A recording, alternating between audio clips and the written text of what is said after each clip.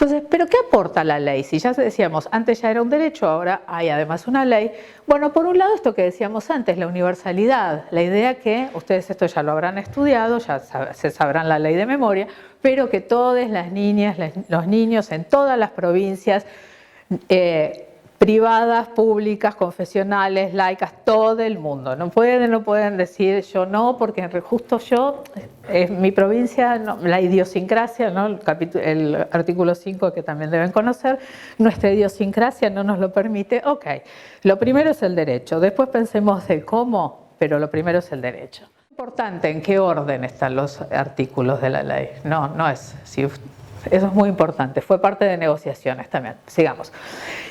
La creación del programa nacional, la institucionalización de la ESI como una política educativa, esto es lo que hace la diferencia total entre decir todos tienen derecho a decir hay una política educativa, nos vamos a poner al hombro este desafío de hacer una política y de ofrecerle presupuesto, ¿no? Que la verdad que lo han hecho en buenas medidas, después eso oscila, pero ya sigue oscilando, mejor dicho, está oscilando fuertemente.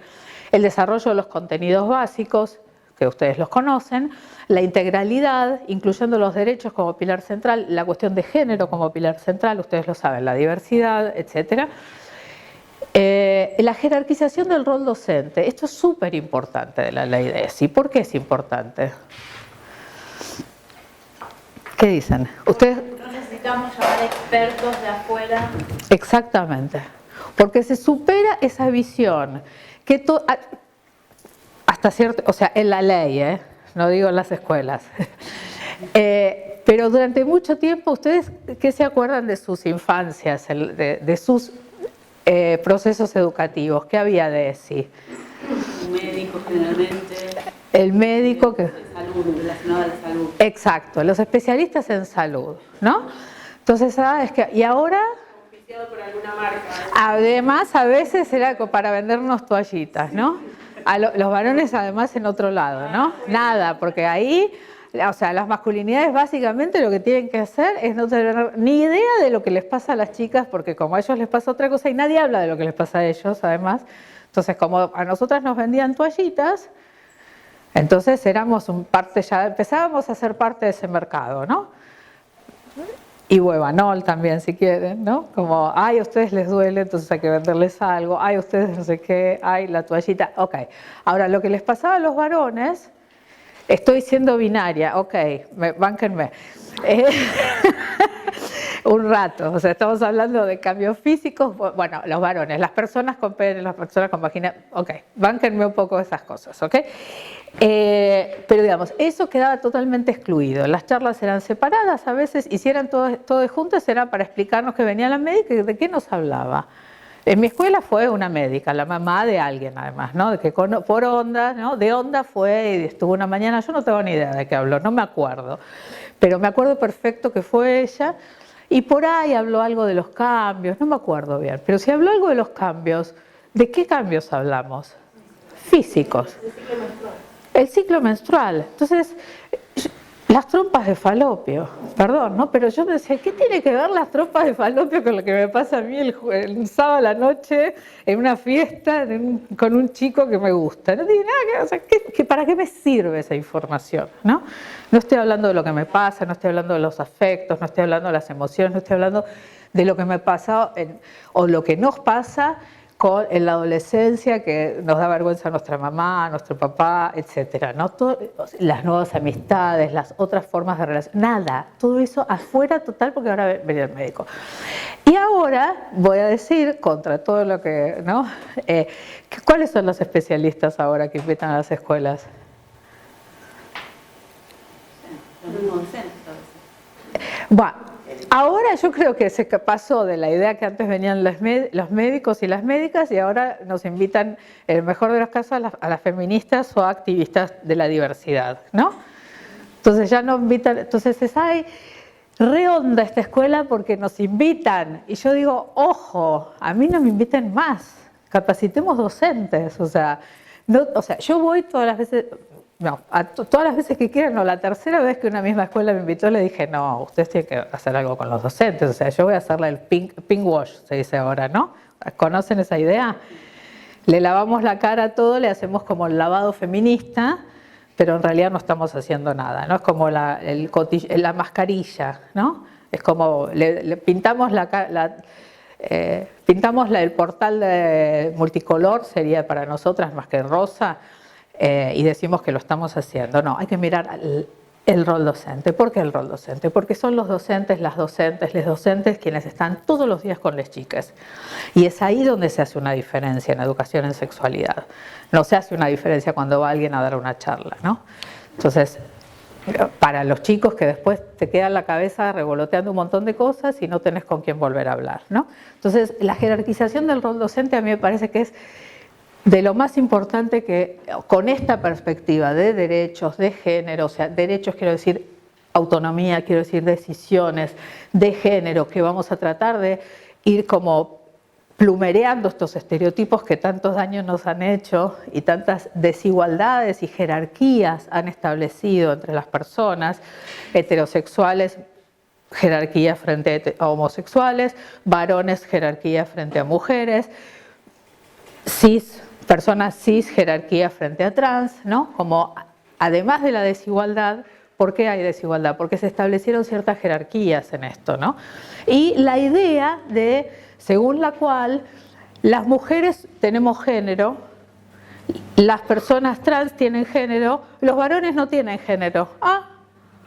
¿Por qué? Porque el varón es el ser universal, ¿no? El varón cis es el hecho universal. La masculinidad, el pensar sobre masculinidad rompe esa configuración que hemos aprendido durante mucha parte de nuestra escolaridad, en todo caso, por default, no por acción, sino por omisión, de la idea del sujeto varón como el ser universal. Lo raro del segundo sexo, ¿no? Las mujeres, etcétera, etcétera. Entonces, la idea de deconstruir, de pensar la masculinidad como un constructo social, lo que rompe también es esa naturalización de el hombre con mayúscula como el ser humano universal, ¿no? Es decir, género no equivale a mujer, género no equivale a trans, género equivale a decir las relaciones sociales que se construyen a partir de una inscripción biológica o identitaria en relación con cómo nos sentimos, cómo vivimos, qué se espera de cada uno de los distintos sexogéneros, ¿no? Entonces ahí también es una ruptura de pensar todas estas lógicas. Y todo esto, jerarquizando el rol docente, es lo que para mí trae de fuerte, de potente la ley de ESI, frente a decir ya era un derecho, pero ¿qué aporta todo esto? Es muy fuerte para mí.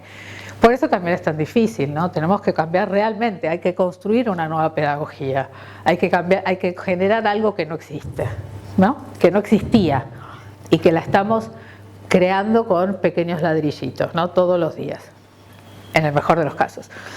Para hacer todo esto, el liderazgo político fue central, porque nada de esto se hace, o sea, uno puede, no tuvimos marchas en las calles, eso lo saben, había procesos de incidencia desde un lugar, desde otro y tal, pero nadie llenó una plaza para pedir la IDESI, ¿no? Eso no pasaba en ese momento, era mucho más pequeña el corpus feminista, era mucho más pequeño que lo que es ahora, pero hubo claramente liderazgo político. Sigamos. ¿Qué pasó después de esto? Porque hay una gente que a mí me parece súper interesante, que investiga todo la semana pasada hubo un congreso de ciencia política en Buenos Aires y había una colega de Uruguay que hablaba de las leyes, que muchos en las ciencias sociales, en la sociología, en las ciencias políticas, etcétera, estamos pensando siempre qué pasó antes de que se produzca una ley, pero se avanza mucho menos en qué pasa con la implementación. Y a mí me gusta mucho pensar en la implementación, ¿no? Entonces, esto sigamos. Sigamos, sí. Entonces, hay algo que es muy importante en el día después, ¿no? Como la píldora, el día después de que se sanciona una ley, hay que realmente generar una cantidad de procesos y cambiar lógicas institucionales que es lo que lo hace a veces tan difícil. Muchas veces vamos como a a un indicador que es como una parte del resultado, ¿no? Lo que vos me preguntabas, que es muy importante, digamos, ¿qué hacemos con el tema de la pornografía? ¿Qué hacemos con el tema de la circulación de imágenes? ¿Qué hace la escuela frente a eso?